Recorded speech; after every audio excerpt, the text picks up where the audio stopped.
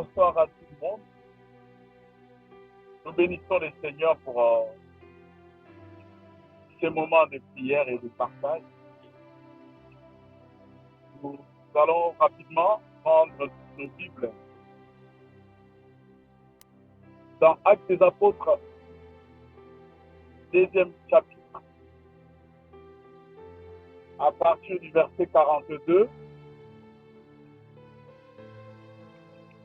Actes des Apôtres,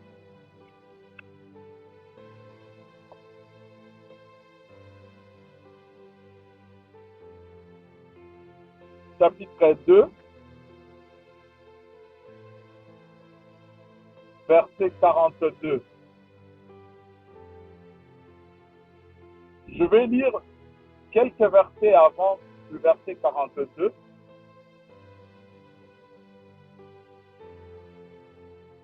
Après, je vous prépare de prendre Matthieu chapitre 28, le verset 19.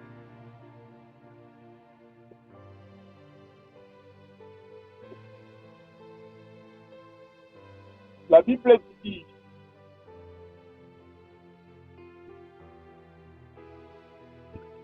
après le fusion de l'Esprit, le jour de la Pentecôte, il y a eu un mouvement à Jérusalem.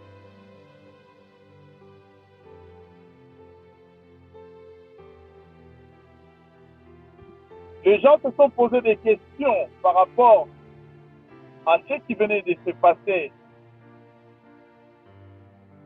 Comment se fait-il que nous attendions ceux qui sont galiléens parler à nos propres langues maternelles, alors qu'ils ne connaissaient pas ces langues? Et là, Pierre va s'élever au verset 14. La Bible dit: alors Pierre, se présentant avec les 11, éleva la voix et leur parla en ces termes: hommes juifs, et vous tous qui séjournez à Jérusalem, sachez ceci et prêtez l'oreille à mes paroles. Ces gens ne sont pas ivres, comme vous le supposez, car la troisième heure, car nous sommes à la troisième heure du jour, mais c'est ce qui est dit par le prophète Job. Dans les derniers temps,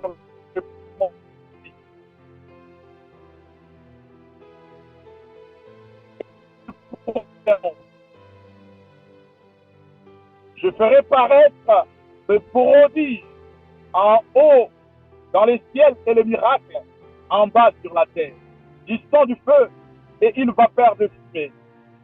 Le soleil se changera en ténèbres et la lune en sang, avant l'arrivée du jour du Seigneur, de ce jour grand et glorieux. Alors quiconque invoquera le nom du Seigneur sera sauvé. J'aime ce verset, c'est un verset courant que nous connaissons. C'est un verset que les évangélistes, c'est un verset que les gagnants d'âme utilisent très souvent. Quiconque invoquera le nom du Seigneur sera sauvé. Hommes israélites, écoutez ces paroles. Jésus de Nazareth, cet homme à qui Dieu a rendu témoignage devant vous par les miracles, les prodiges et les signes qu'il a opérés au milieu de vous. Comme vous le savez vous-même, cet homme, livré selon les desseins arrêtés et selon la préscience de Dieu, vous l'avez crucifié. vous l'avez fait mourir par la main des hommes. Dieu l'a ressuscité en le délivrant des liens de la mort, parce qu'il n'était pas possible qu'il fût retenu par elle. Car David dit de lui, je voyais constamment le Seigneur devant moi, parce qu'il est à ma droite, enfin, je ne sois point ébranlé. Aussi mon cœur est dans la joie et ma langue dans l'allégresse. Et maintenant, ma chair reposera en espérance, car tu n'abandonneras pas mon âme dans les séjours de mort. Et tu ne permettras pas que ton sein voie la corruption, c'est-à-dire la mort. Tu m'as fait connaître les sentiers de la vie. Tu me rempliras de joie par ta présence. Oh mon frère, qu'il me soit permis de vous dire librement au sujet du patriarche David, qui est mort, il a été enseveli. Et que son sépulcre existe encore aujourd'hui. Comme il était prophète et qu'il savait que Dieu lui avait promis avec serment de faire asseoir un de ses descendants sur son trône. C'est la résurrection du Christ. Il a prévu et annoncé en disant qu'il ne sera pas abandonné dans les séjours de mort. Je vous épargne quelques versets, mais je vous conseillerais, si vous voulez vraiment continuer, allez continuer. Au verset 37, il dit, après avoir entendu ces discours, ils eurent le cœur vivement touché, et il dira à Pierre et aux autres apôtres, oh mon frère, que ferons-nous?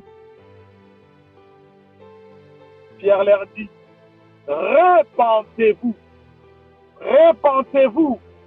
et que chacun de vous soit baptisé au nom de Jésus-Christ pour le pardon de vos péchés. Et vous recevrez les dons du Saint-Esprit, car la promesse est pour vous, pour vos enfants et pour tous ceux qui sont au loin et aussi grand nombre que le Seigneur notre Dieu les appellera. Bien-aimés,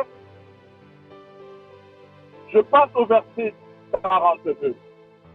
Ils persévéraient dans l'enseignement des apôtres, dans la communion fraternelle, dans la fraction de pain et dans la prière.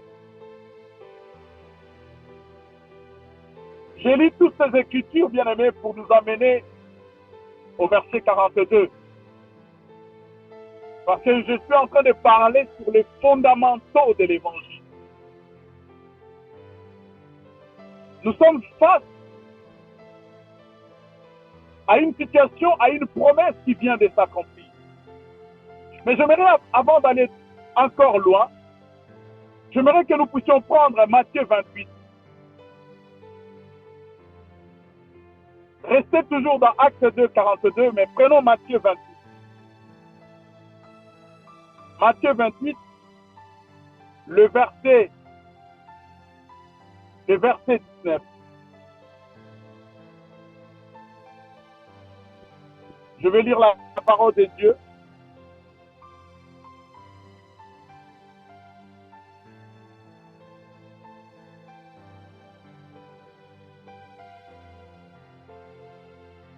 Je vais lire la parole de Dieu. Allez, faites de toutes les nations des disciples, les baptisant au nom du Père, du Fils et du Saint-Esprit. Le verset 20. Et enseignez-les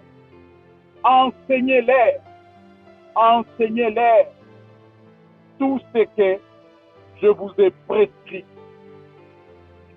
Et voici, je suis avec vous jusqu'à la fin. Bien-aimés, Jésus a vécu avec les 12 apôtres. Parmi les 12, il y a eu un qui l'a trahi, c'est-à-dire Judas Iscariote. Et pour commencer les services de Dieu, les apôtres qui sont restés avec d'autres disciples, ils ont décidé de compléter quelqu'un, celui qui manquait au sacerdoce. Ils ont tiré au sort. Et le sort est sorti en faveur de Matthias. Matthias a remplacé Judas. Et les disciples sont restés, bien-aimés. Selon la promesse, lorsque Jésus monte dans le mont des Oliviers, lorsqu'il fait l'ascension dans le mont des Oliviers, il dit aux disciples, mais vous, ne vous déplacez pas d'ici. Ne vous déplacez pas. Allez, attendez dans la chambre haute. Attendez jusqu'à ce que vous recevrez une puissance. Lorsque vous allez recevoir cette puissance, elle vous donnera la force, les moyens, les capacités, l'intelligence, tout ce dont vous auriez besoin pour faire le travail que je vous ai recommandé. Bien aimé, la Bible dit, les disciples sont allés dans la chambre haute, sont allés dans la chambre, se sont retirés. Certainement, ils étaient là, en train de parler de tout ce qui s'est passé, l'ascension, de se rappeler des choses, ils priaient, ils mangeaient, ils faisaient des choses dans l'attente de la promesse. Et la Bible dit, 40 jours après, le jour de la Pentecôte, le Saint-Esprit est descendu sur eux. Et lorsque le Saint-Esprit est descendu sur les apôtres, les gens étaient stupéfaits d'entendre ces hommes qui ne connaissaient pas leur langue en train de parler des patois, des langues qu'ils ne connaissaient pas, ni de près ni de loin. Et selon, d'après ce que nous lisons, ils se sont posé des questions. Comment des Galiléens peuvent-ils parler nos langues? La Bible dit qu'ils les entendaient parler dans leur langue maternelle. Je ne sais pas si c'était l'hébreu, mais je ne crois pas. C'était des langues maternelles. Parce que les Juifs qui sont venus d'Abyssinie, les Juifs qui sont venus de la Libye, ils ne parlaient pas hébreu. Mais ils ont entendu les apôtres parler ces langues, leur dialecte. Et il se fait que Paul lui prend la parole. Pierre, pardon, qu'est-ce que je raconte? Pierre, il prend la parole. Il se lève, il prend la parole. Il dit, frère, parce que le peuple qui sont venus, ils ont qualifié les disciples des ivrognes. Pour eux, comme il était vers midi, pour eux, ils venaient de manger et ils avaient pris un peu un verre. Et Pierre, il prend la parole. Pierre, il dit, ces gens ne sont pas. Ce que vous voyez, c'est la promesse qui vient de s'accomplir. Et cette promesse, Dieu l'a faite dans la bouche de Joël. Dieu a dit, je répandrai de mon esprit et ils prophétiseront. Là, il fait allusion aux jeunes et aux vieillards qui prophétiseront. Mais il y a une chose. Cette promesse s'est accomplie pour que nous puissions vivre ce qu'a dit le prophète David lorsqu'il était encore en vie. Il avait fait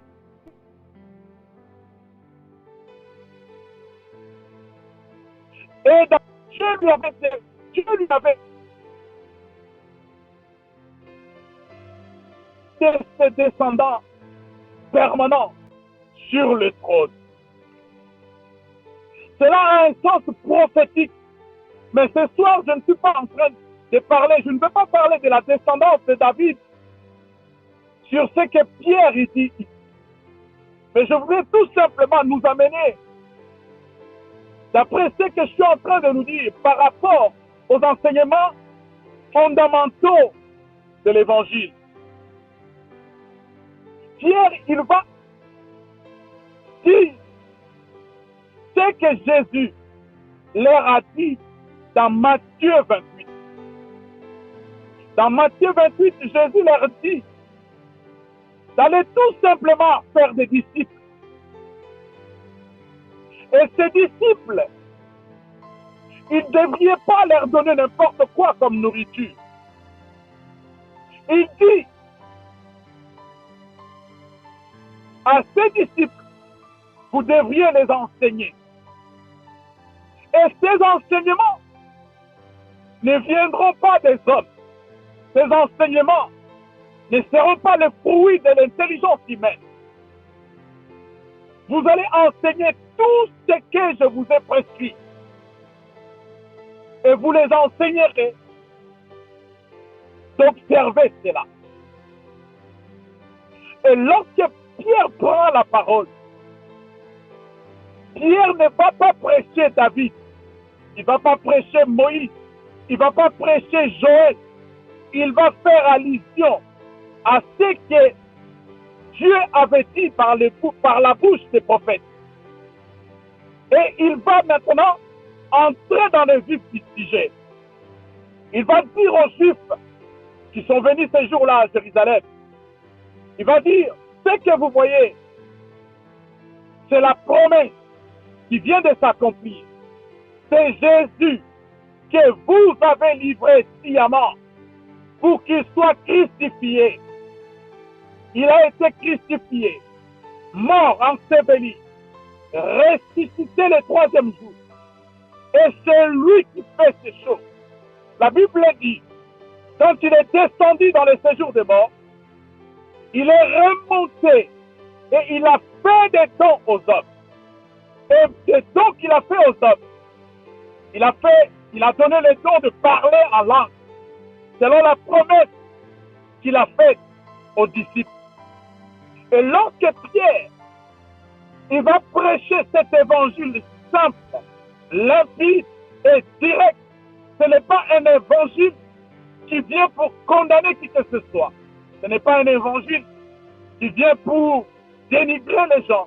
Ce n'est pas un évangile qui vient pour déstructurer la société. Ce n'est pas un évangile qui vient pour parler de l'intimité.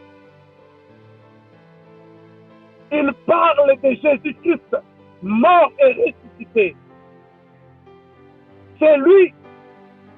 Et à la prédication de Pierre,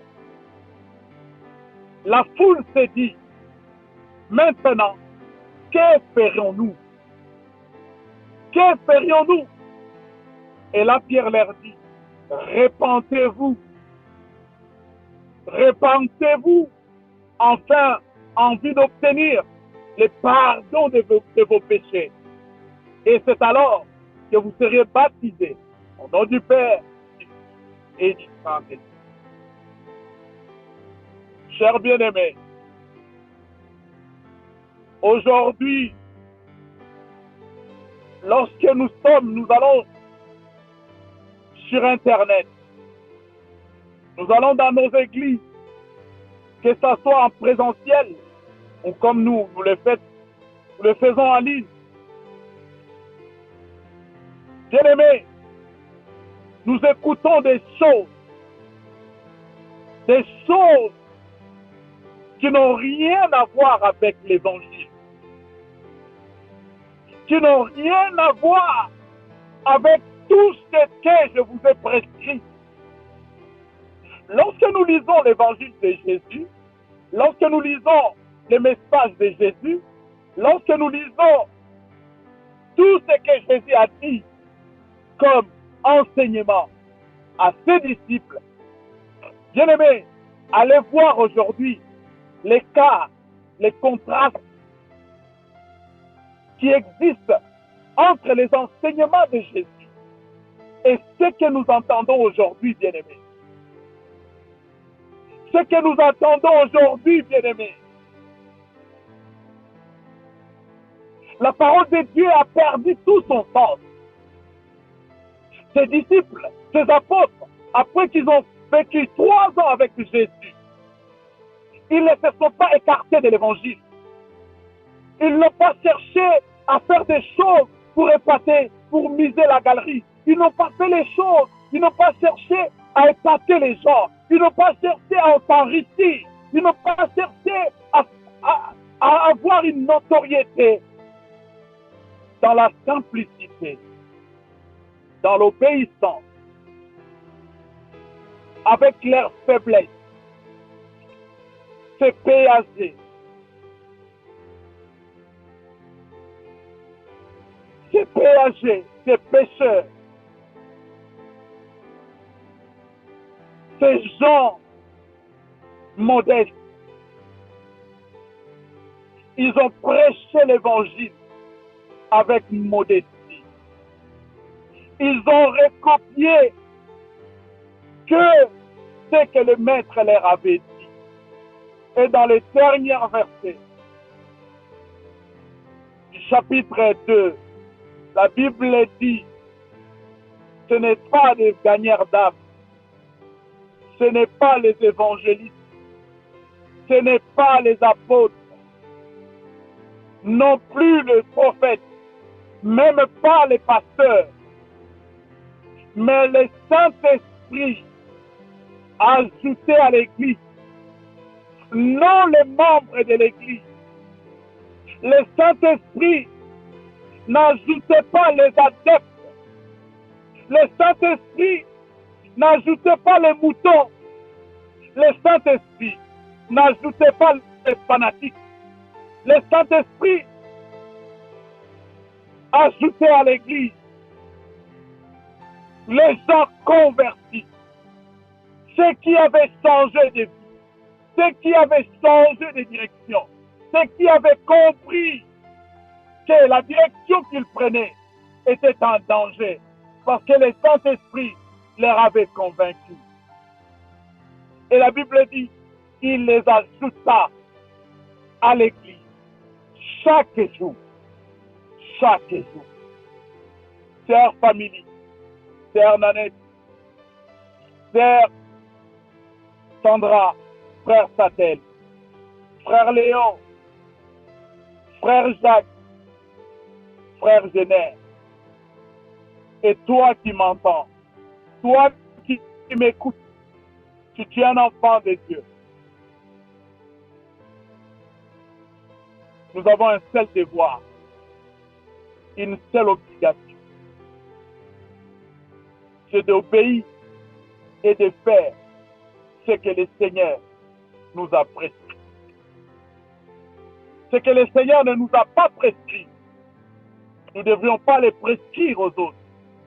Ce que le Seigneur ne nous a pas dit, nous ne devions pas le dire aux autres. Sinon, ce verset va s'accomplir dans nos vies.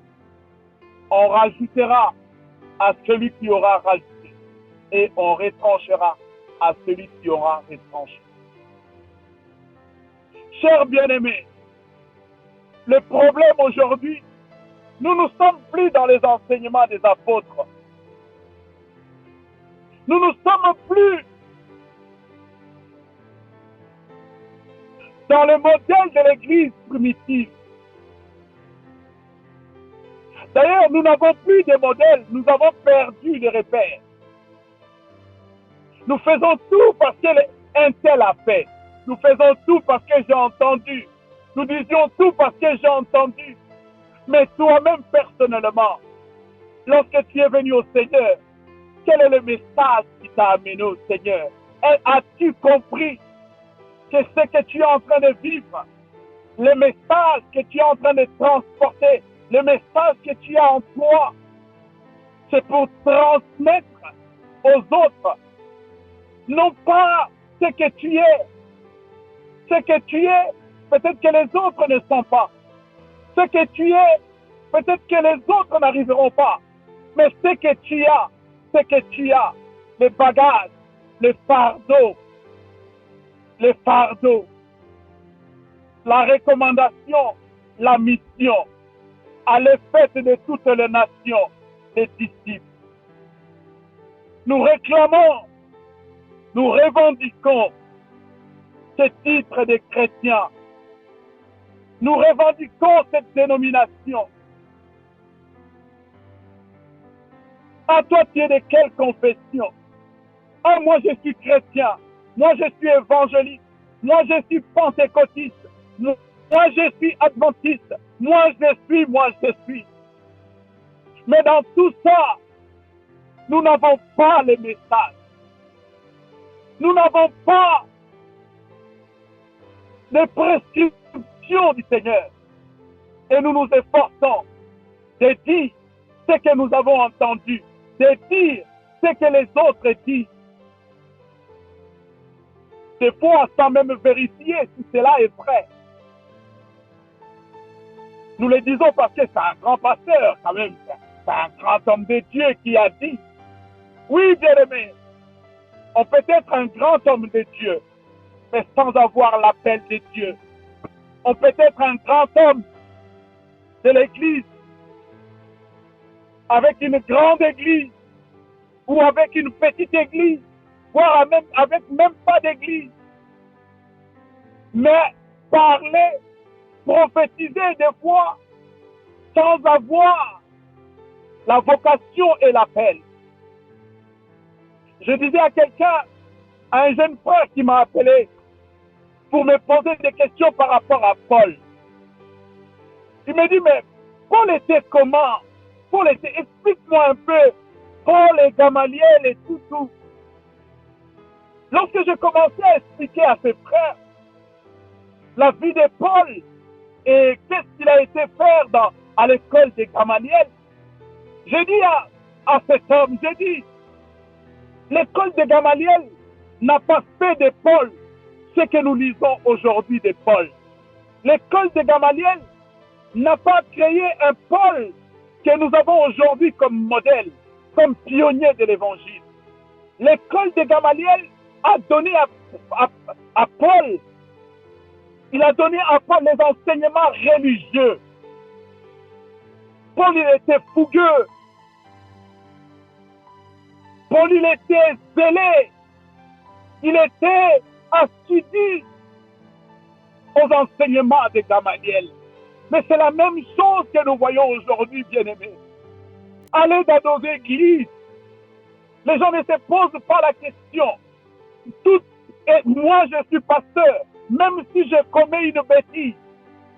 Mais les gens qui prient avec moi, pour ne pas dire mes fidèles, ils vont tout mettre dans le compte de un roi de Dieu. Tout en croyant me faire du bien, tout en croyant m'aider, alors qu'ils sont en train de me tuer. Ici, à la Philadelphie, bien-aimés, si vous me voyez dans l'erreur, si vous me voyez dans le tort, si vous me voyez dans les péchés, dites-le-moi. Si vous voyez certaines personnes en train de me critiquer, en train de parler de moi dans le mal, ne vous battez pas. Cherchez à savoir, posez-vous de bonnes questions. Chers bien-aimés, ce qui tue l'Église, les gens, lorsqu'ils arrivent dans les salles ou lorsqu'ils sont connectés, ils laissent leur matière grise à la maison ou ils s'assoient sur la matière grise. Ils écoutent les prêches, je ne sais avec quoi dans la tête, sans se dire, celui qui parle, ce n'est qu'un homme, il peut avoir des faiblesses. Mais aujourd'hui, nous mettons oui et amen, même dans des bêtises. Oui et amen. Même lorsque nous avons attrapé quelqu'un la main dans la cambouille. Oui et amen, pourvu que c'est un homme de Dieu. C'est un homme de Dieu, c'est un roi. La Bible dit ne touchez pas à mes rois. Oui, bien-aimé, ici à la Philadelphie, nous sommes en train de parler de la parole. Nous ne parlons pas de la Bible, nous parlons de la parole. La Bible, chaque personne, chacun de nous peut avoir son interprétation de la Bible. D'ailleurs, vous savez combien de courants, combien de dénominations se sont séparées juste parce qu'ils ne se sont pas mis d'accord sur un morceau des Écritures.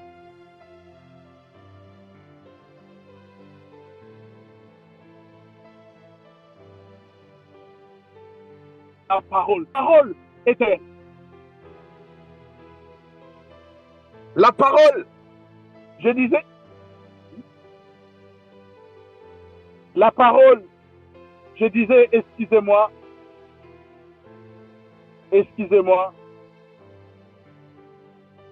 ouais, je disais, nous parlons de la parole, et la parole, Dieu la donne à chacun de nous individuellement. Dieu ne nous donne pas une parole comme ça, une parole en groupe. À chacun de nous, la parole est donnée individuellement. Mais tous, nous avons une seule recommandation, c'est d'aller faire des disciples. Et pour faire des disciples, nous avons besoin d'avoir la parole. Nous avons besoin d'avoir ce que Paul, j'ai dit à ces jeunes hommes qui me posaient la question par rapport à Paul. J'ai dit, Paul n'est pas venu servir le Seigneur parce que Paul, il était fatigué de la religion, parce que Paul, il était fatigué de Gamaliel, parce que Paul, il était fatigué de la congrégation de l'époque. Non, non, parce que Paul a rencontré le Messie. Paul a rencontré Jésus. Et dans sa rencontre avec le Seigneur, il a posé la question comme ces gens l'ont posé à Pierre. Oh, que ferais-je? Et le Seigneur lui a dit, va, j'ai disposé mon serviteur. Ananias est de l'autre côté, toi va seulement. C'est ce qui manque aujourd'hui. Je prie que le Seigneur fasse l'œuvre qu'Ananias, par le Saint-Esprit, a fait avec Paul. Que les écailles tombent de nos yeux. Bien-aimés, ne cherchons pas des choses de façon à épater les gens. L'évangile est simple. La parole de Dieu est limpide. La parole de Dieu est pour les lettrés et les illettrés. La parole de Dieu est pour les riches et pour les pauvres. La parole de Dieu n'a pas de rang social, n'a pas de rangs sociaux. La parole de Dieu est pour tout le monde. La parole de Dieu est pour tout le monde. Alors, qu'est-ce qui nous manque aujourd'hui? Les fondamentaux. La simplicité de l'évangile. Les choses simples de l'évangile. Les enseignements des apôtres. La communion fraternelle. La fraction des pains et les prières. Nous l'avons changé à des choses compliquées. Nous avons inversé les valeurs. Nous ne savons plus c'est quoi l'Église. L'Église a perdu même son vrai sens. L'Église aujourd'hui vit dans les spéculations. L'Église vit dans le brouhaha. L'Église vit dans la fumée. On ne connaît plus l'Église de Christ. Le Seigneur, là où il est, peut-être il se pose. Non, moi je crois que le Seigneur il est encore en train de formater, de travailler son épouse. Parce que je ne crois pas que son épouse est celle que je vois aujourd'hui. Je ne crois pas, même pas un instant. Je ne crois pas. Ton épouse est tellement, elle est encore ridée, elle est encore pleine de défauts. Et la Bible dit, il est en train de préparer une épouse qui n'aura plus de rites. L'Église n'a plus de sens. Aujourd'hui, l'Évangile a perdu toute son essence. L'Évangile n'est plus évangile. Lorsqu'on parle de l'Évangile, on est là pour condamner. On est là pour se jeter des pics. On est là pour se titiller. On est là pour dire des choses qui n'ont rien à voir avec l'Évangile de paix. On prêche l'Évangile dans le but de spolier les gens. On dit aimons parce que derrière on sait qu'après on va mettre les paniers. Après on va faire un appel de fonds. L'Évangile n'a plus sa place aujourd'hui. Tout est fait à des dessins, tout est fait à des motivations sournoises, à des motivations malsaines. Allez sur Internet, vous allez voir des jeunes gens. En l'écoutant seulement, vous dites, oh celui-là certainement, il est là pour se faire connaître. Il est là pour qu'on le voie. Il est là seulement parce que bon, il veut qu'on parle aussi de lui. Il est là. Vous allez entendre des prophètes qui n'ont plus de prophétie, des pasteurs qui n'ont plus de messages, des pasteurs qui n'ont plus de messages, des pasteurs qui ont perdu tout le sens de l'inspiration. Pourquoi? Parce que à la fin de mon homélie, je regarderai, je fais combien de vues. Je fais combien de vues. Nous sommes tous sur TikTok. Nous sommes tous dans les réseaux sociaux. Je me demande c'est dans quel but. Est-ce que c'est toujours pour propager la bonne nouvelle? Ou bien parce que je veux me faire connaître? Je veux que les gens parlent de moi. Je veux que mes fidèles disent, ah, vous avez entendu notre pasteur? Il est où l'évangile de paix? Il est où l'évangile de paix?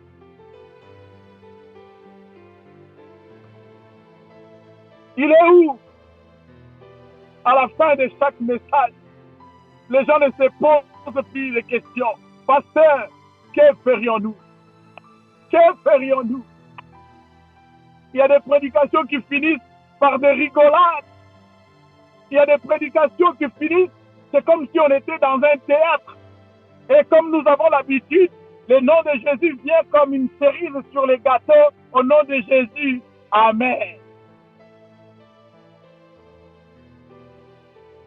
Ces gens-là persévéraient.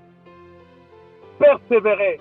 Jésus l'a dit dans Matthieu 28. Nous voyons dans Actes chapitre 2, nous voyons Pierre reproduire ce que le Seigneur a dit. Pierre n'a pas balancé ses connaissances. Pierre n'a pas balancé ses diplômes. Il n'a pas balancé ses insuffisances. Pierre n'a parlé que de Christ ressuscité.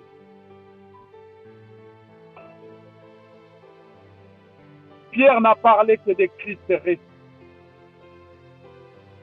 Père, je prie dans le nom de Jésus.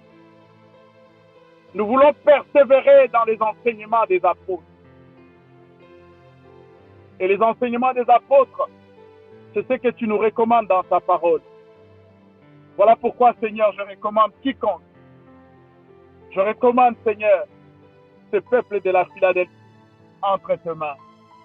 Je prie dans le nom de Jésus, Seigneur, que tu fasses de nous des hommes et des femmes qui persévéreront dans les enseignements des apôtres. Pas dans les enseignements des pasteurs, pas dans les enseignements des évangélistes, ni des prophètes, des docteurs ou quoi d'autre que les enseignements des apôtres. Les enseignements des apôtres. Aujourd'hui est appelé apôtre celui qui a beaucoup d'églises. Oh non! Oh non! Oh non! Seigneur, aide-nous. Nous avons besoin de vrais apôtres avec un bagage spirituel, avec un message venant tout droit, descendant tout droit de ton trône. Et je bénis chacun de nous, Seigneur. Que ton nom soit honoré parmi nous. Donne-nous, Seigneur, à refléter, à chercher à refléter l'Église modèle. Nous avons un modèle, c'est l'Église primitive. C'est la première Église. Seigneur, pardonne-nous toutes les fois où nous nous sommes éloignés des enseignements des apôtres. Papa, merci. Que ton nom soit béni et que toute la gloire te revienne à tout jamais, Seigneur. Merci. Amen.